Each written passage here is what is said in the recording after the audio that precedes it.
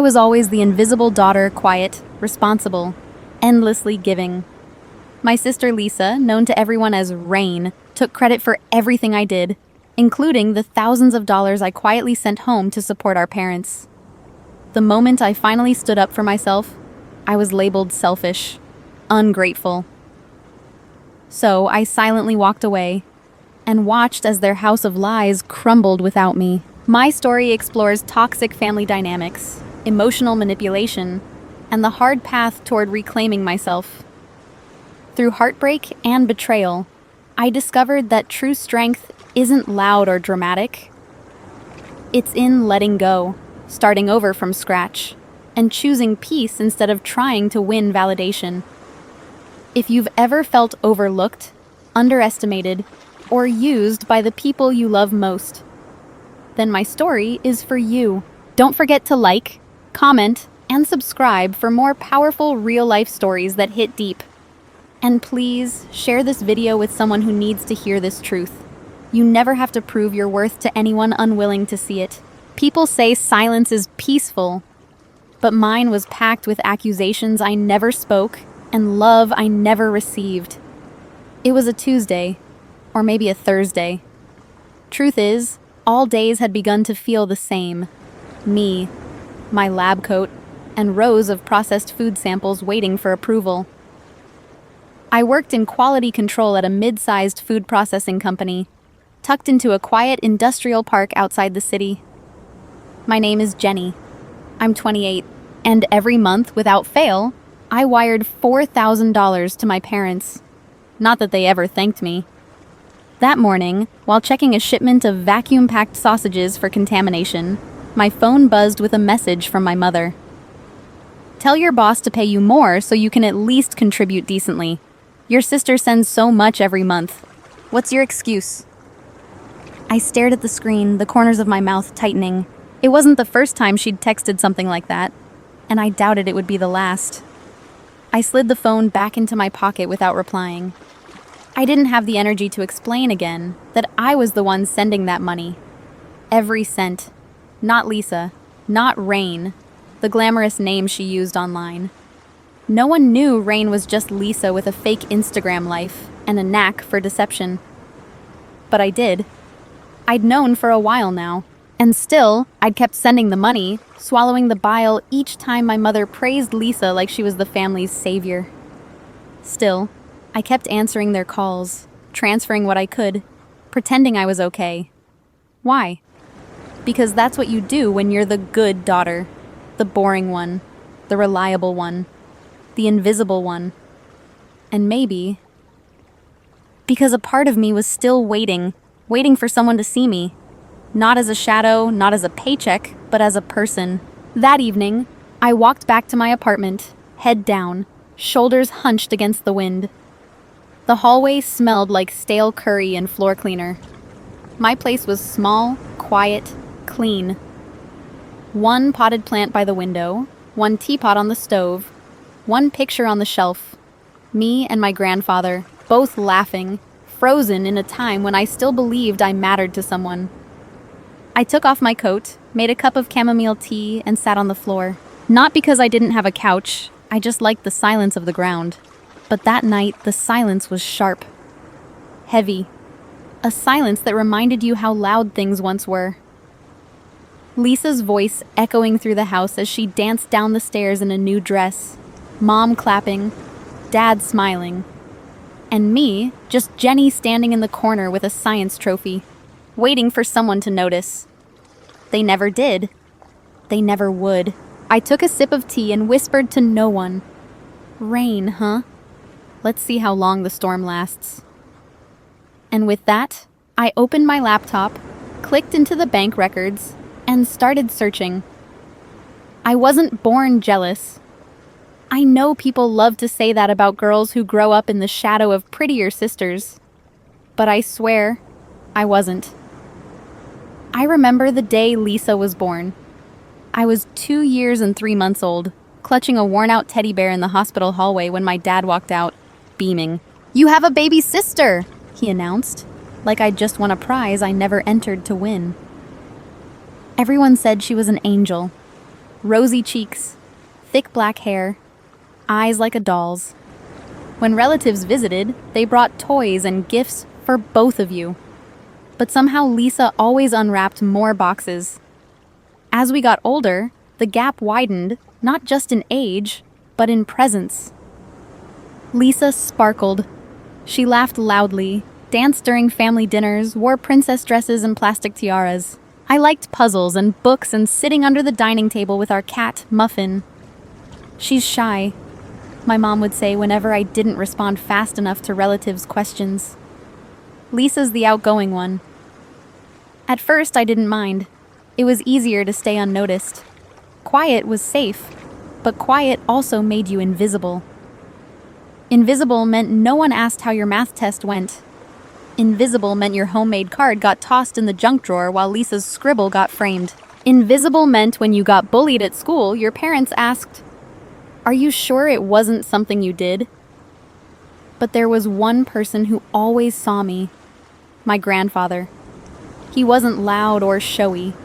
He smelled like peppermint and old wood, and he'd sit with me for hours while I recited the periodic table or explained how a wormhole worked. "You don't need a stage to shine, Jenny," he once told me as we planted marigolds in his garden. Some flowers bloom quietly, but they're no less beautiful. That moment stayed with me long after he passed. Lisa cried the loudest at his funeral. I didn't cry at all. Not because I didn't love him, but because I'd already learned. Grief, like love, didn't need to be seen to be real. Sometimes I wonder what he'd say now if he saw the woman I've become, still living in the corners, still trying to be enough, still hoping to bloom. I never planned to investigate my own sister. It began, like most truths do, with something small, something easy to dismiss. Mom had called one evening, her voice already in mid-accusation when I picked up. "Rain sent 5,000 again this month. And you? What did you send? 50 cents? I had just finished cleaning my stovetop, a habit I'd picked up when silence grew unbearable. I stood there, the sponge in my hand dripping into the sink. "I transferred the same amount as last time," I said quietly. "Don't lie, Jenny. You know, Rain might not be your real sister, but at least she cares." That sentence landed like a slap I didn't even know I'd been bracing for. Not your real sister. It wasn't the first time Mom had said that, usually in passing, usually when she was angry, but it always stuck in my chest like a needle. Lisa and I had different fathers. I was born before Mom remarried, but I'd never made it matter. Apparently, they did. I hung up that night without another word, but something inside me shifted. Not from anger, but clarity. The kind of cold, uncomfortable clarity that doesn't scream, it whispers and waits. Later that week, I went back through my bank records. I'd been sending monthly transfers exactly 4,000 to the same account Mom had given me years ago. I'd saved the account name as Family, Mother, because sentimentality, maybe. But then I noticed something strange. The account name had changed, just slightly. It now showed as Rain L. Nova on the transaction receipt. Lisa's alias. I blinked, closed the app, reopened it. Same name. My breath caught. Could it be a coincidence? Had the bank merged recipient names with nickname fields? Or was it... I scrolled through her Instagram, the one filled with filtered shots, champagne flutes, designer handbags tagged with Match Rain Rising, and captions like, "Another shoot wrapped. Love my sponsors. Hatch grateful. No tags of any actual brands. No photographers. No other models. Just her and things. Shiny things." I went to Google, looked up Rain L Nova in agency rosters, fashion weeks, commercial databases. Nothing. Nothing. Rain didn't exist, at least not in the world she claimed to be part of. And suddenly, I realized, maybe she never had. Denial is warm, like a blanket you don't realize is suffocating you until you try to breathe without it. I told myself maybe I was wrong. Maybe the bank had some technical quirk that displayed recipient nicknames. Maybe Lisa was just helping manage the funds. Maybe Mom asked her to. But then came the shoes. A limited edition pair of Louboutins. Red-bottomed, shimmering. Posted on Lisa's story with a dramatic slow pan and the caption, "Hard work pays off." #model grind. #rain rising. I paused the video and zoomed in. The box still had a sticker with a department store return barcode on it. Not a high-end boutique, not even new. I looked closer. The carpet underneath wasn't her bedroom. It was the living room rug from my parents' house. Weird. Then I remembered something. A few months ago, Mom had called in a panic because her card wasn't working. She said she couldn't buy groceries, asked if I could send a little extra. I'd wired $800 that same night. 2 days later, Lisa posted a boomerang of a takeout feast Korean BBQ, sushi, desserts captioned with "Treat yourself, always." Same timestamp, same apartment background. And I knew. I started going back through texts, bank statements, social media posts. They didn't line up perfectly, but they didn't have to. There were too many overlaps. Too many coincidences. Too many meals, outfits, little luxuries popping up just days after Mom's emergencies. This wasn't just Lisa being manipulative. This was a system. A long-term lie. And I had funded every bit of it. I stared at my phone. The last photo Lisa had posted still glowing on the screen. Her smile wide, her lashes long, her caption overly curated. Some people are born lucky. Some of us earn it. I swallowed the dryness in my throat. She didn't earn any of it. I had. It took me a full week to gather the courage. I wasn't afraid of being wrong. I was afraid of being right and having it not matter. Saturday morning, I called Mom and asked if we could talk. She sounded surprised, but agreed. I drove over, hands clenched on the wheel. A printed folder in my passenger seat. Inside were screenshots, bank records, and a timeline I had built from Lisa's posts and my own transfers. I walked into the house I grew up in, like I was stepping onto a stage I never auditioned for. Lisa was already there, stretched on the couch, hair perfectly curled, scrolling through her phone like she was waiting for a latte. Not a confrontation. Mom came out of the kitchen, wiping her hands on a floral apron. "Oh, Jenny, you didn't bring coffee?" No hug, no smile, not even a question about why I was there. I sat at the dining table and slid the folder forward.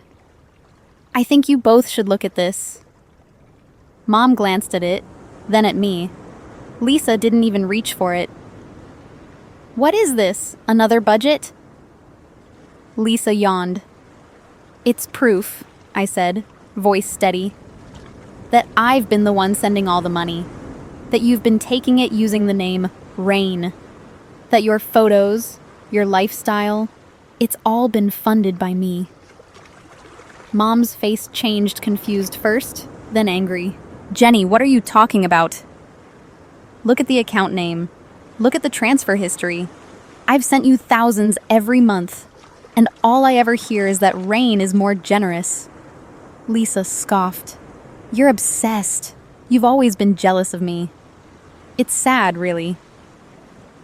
This isn't about jealousy, Lisa. This is about lies.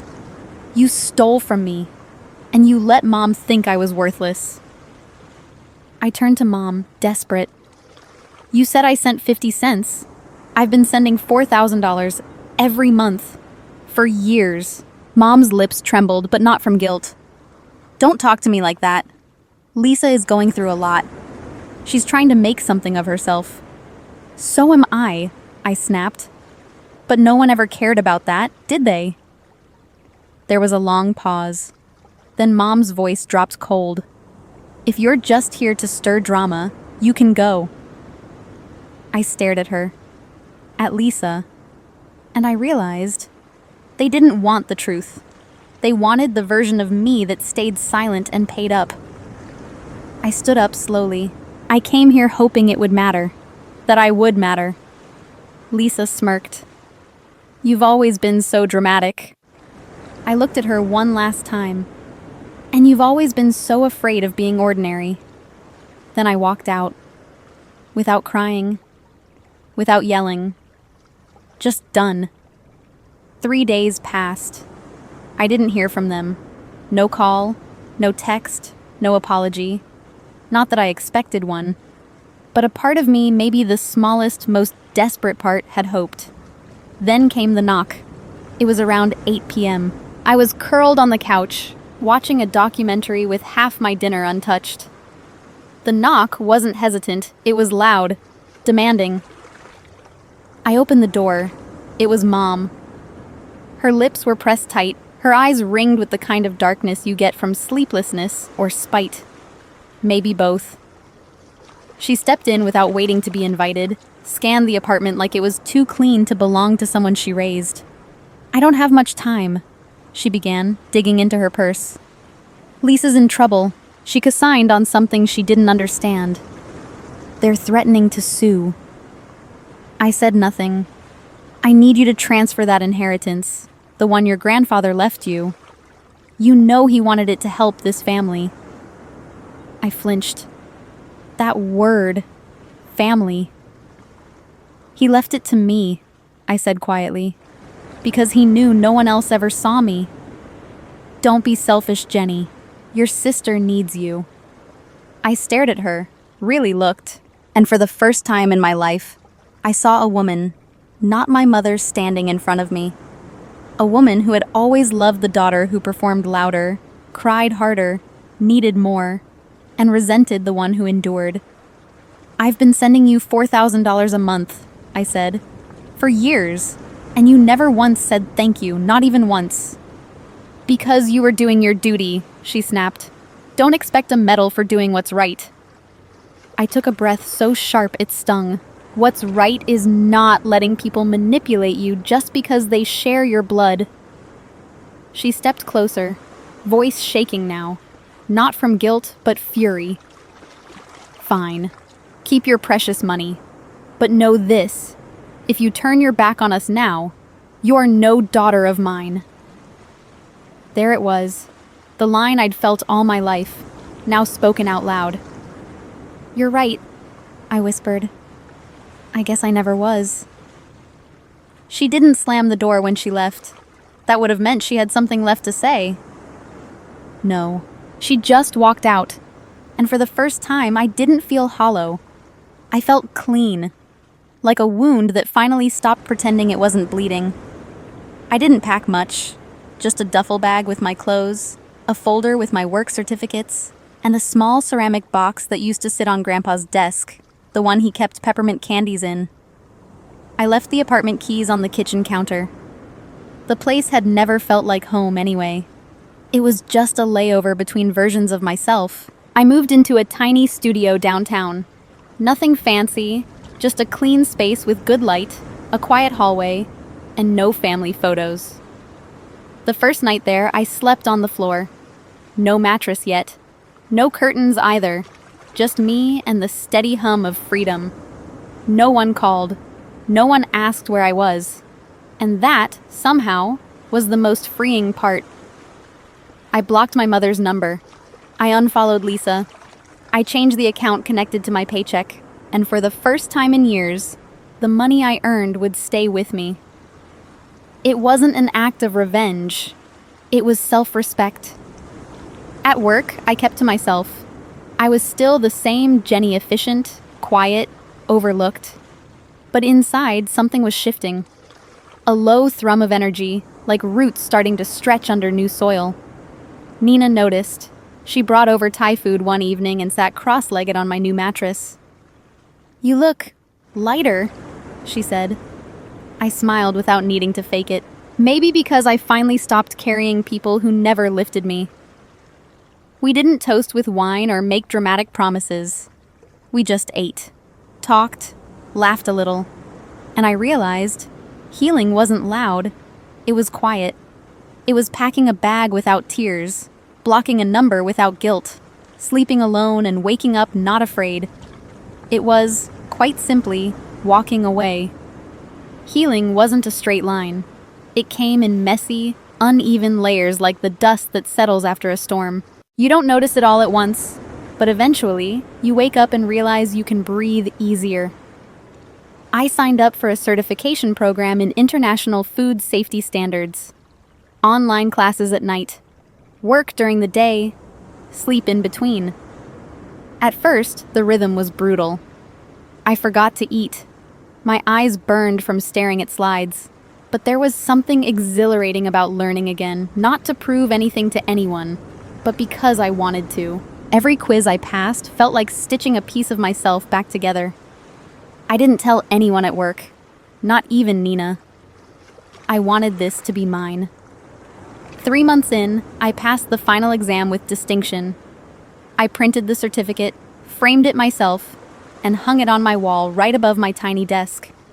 No applause, no celebration, just me, a cup of black coffee, and the quiet, grounded pride of someone who'd built something from ashes. Then came the promotion. My company had a sudden opening for team lead in quality control. I applied without overthinking. I figured, if they said no, I'd still be me. But they said yes. It wasn't dramatic. No red carpet, just an email. Congratulations. You've been selected as the new QC lead effective next Monday. I stared at the screen, heart thudding, not from disbelief, but from recognition. This time, I had earned it. Not for show, not to be loved, but because I was good. The raise helped, of course. I moved to a slightly bigger apartment, still quiet, still humble, but with more light. I bought a secondhand bookshelf and filled it with titles I'd always meant to read. I adopted a plant, then another. Eventually, I stopped checking Lisa's socials, not out of spite, just disinterest. She no longer lived in the space I used to give her. Neither did my mother. I was no longer waiting for an apology, or validation, or proof that I mattered. I knew now. The work I'd done, the real work, on myself, was proof enough. It happened on a Wednesday. I was picking up some cold medicine at a discount pharmacy near my new apartment. Nothing fancy. Just a small place with buzzing fluorescent lights and half-stocked shelves. I was waiting in line when I saw her. Lisa, standing near the front, holding a crumpled prescription and a debit card that kept getting declined. She looked thinner. Her once perfect curls were tied into a messy knot, and the hoodie she wore swallowed her small frame. No makeup, no filter, just her. She didn't see me at first. She was arguing quietly with the pharmacist. Try it again. Please, it should work. Maybe I transferred too late. There was a tremble in her voice I'd never heard before, one that wasn't performed. I didn't move. I didn't speak. I just watched. Eventually, the pharmacist shrugged and handed back the card. Lisa muttered something, shoved the prescription into her pocket, and turned. And froze. Our eyes met.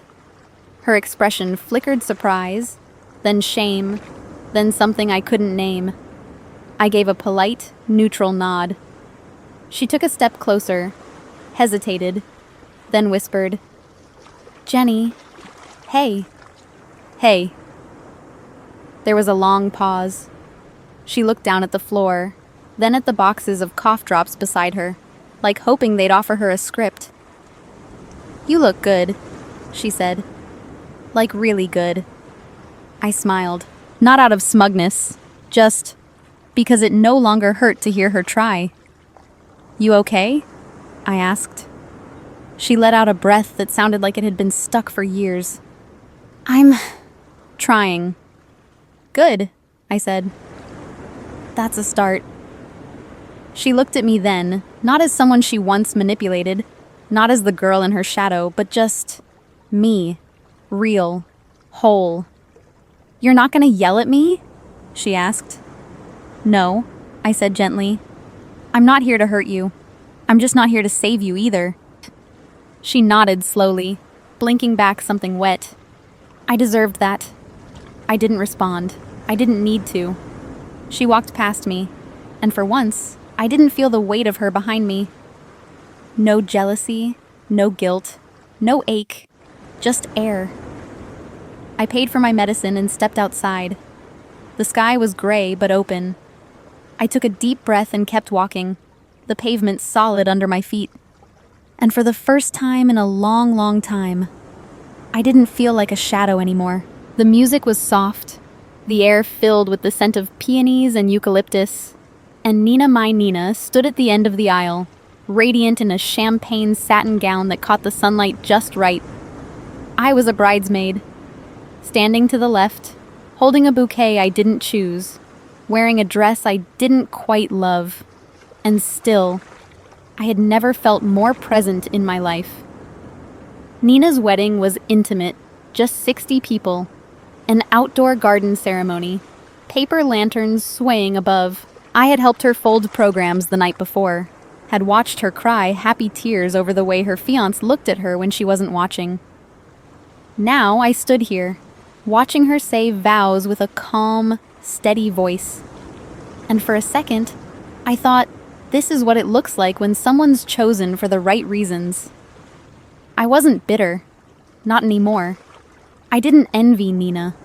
I admired her. She had loved me through silence, through uncertainty, through years where I couldn't love myself.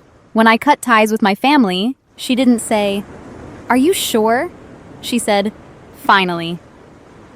There was a moment during the reception where we snuck away from the dance floor and stood under the trees, barefoot, sipping sparkling water like we were teenagers again. "You've changed," she said, looking at me over the rim of her glass. "So have you," I smiled. "No," she said. "You're different. You're whole." I didn't know how to respond at first. Then I laughed, maybe because I finally stopped fighting to be seen. She nodded slowly. "You were always there, Jen. People just didn't know where to look."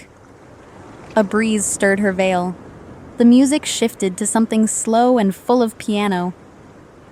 Guests laughed in the distance, and I realized, in that small sliver of quiet, that I was happy. Truly.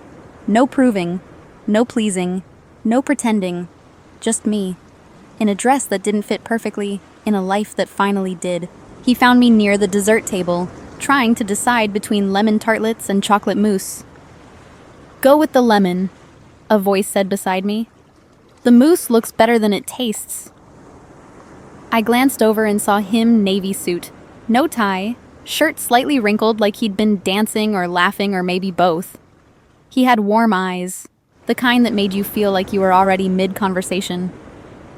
"You sound like someone who's done thorough research," I said. He chuckled. "I take my desserts seriously." I smiled and picked the lemon. "Nick," he said, offering a hand. "Groom's cousin, architectural engineer, slightly addicted to pastries." "Jenny, bride's friend, recovering people pleaser. Also pro-Lehman." We found an empty bench tucked away under a string of fairy lights. The music from the dance floor faded into the background, replaced by the gentle murmur of conversation and the occasional clink of champagne flutes. We didn't dive into childhood traumas or failed relationships. No life stories spilled all over napkins. Just quiet, honest talk about books, about travel, about how buildings and people both need strong foundations. "I like that," I said. "Strong foundations. It's the only thing that makes anything last." There was no flirtation, no games, just presence and peace. He didn't ask why I seemed a little tired around the edges. He didn't prod when I mentioned living alone. Instead, he listened the way most people don't anymore, without waiting for his turn to speak. "I used to think love had to be loud," I told him. "Grand gestures, fireworks. But now, I think maybe it just has to be steady. Loud can be hollow," he said. "Steady builds over time." We sat in silence for a while. Not awkward, not tense, just comfortable. When it was time to leave, he didn't ask for my number. He said, "If we cross paths again, I hope it's by a dessert table." "And if it's mousse?" I asked. "Then I'll pretend to be surprised when you still choose lemon." I laughed, and for once, I didn't overthink the goodbye. Sometimes the kindest thing a person can do is let you be. And Nick? He didn't try to rescue me. He just let me exist. And maybe that was exactly what I needed. I got home just after midnight. The elevator was quiet, the hallway dim. I kicked off my shoes, unzipped the dress, and hung it gently over the back of a chair. The zipper had scratched my skin a little, but I didn't mind. Some things were worth the slight discomfort. I walked over to the small table by my window. There, in a recycled clay pot, was the peony plant I'd nearly given up on. I'd bought it months ago, on a whim, half-priced and half-dead. Its leaves had browned within days, and I nearly tossed it out more than once. But something told me to wait. Water it. Give it sun. Be patient. Tonight, under the moonlight, it had bloomed. A single flower. Pale pink, full, wide open. No announcement, no warning, just there, quiet and alive. I sat beside it, folded my legs, and pulled the photo frame toward me. It was old, a little faded. Me and Grandpa in his garden, both squinting into the sun, our hands covered in dirt and joy. His arm around my shoulder. My smile wide, gap-toothed and proud. He had planted things with me before I understood growth took time. He had called me his quiet flower. "Some flowers don't bloom on command," he once said. "They wait for the right season. Doesn't make them weak, just wise." I held the frame against my chest and whispered, "You were right. Not about Lisa, or Mom, or any of the people who left bruises behind, but about me. I had bloomed. Not loudly, not for applause, just fully. For the first time in years, I didn't feel like I was waiting to be loved, or seen, or chosen. I had chosen myself. I stood, poured a glass of water, and placed it beside the peony. Then I looked out the window at the quiet city. Somewhere out there, Lisa was probably still trying to be admired. But here, just here, I was finally at peace.